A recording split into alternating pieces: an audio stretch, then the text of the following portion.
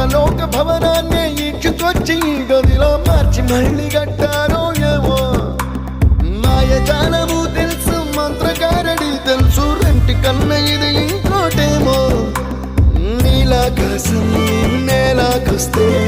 ఇట్టాగే ఉంటాదో ఏమో ఈ సంతోషం దాచాలంటే హృదయాలు ఓ వంద కావాలేమో ఇంతందంగా ఉంటుందా ఈ లోకం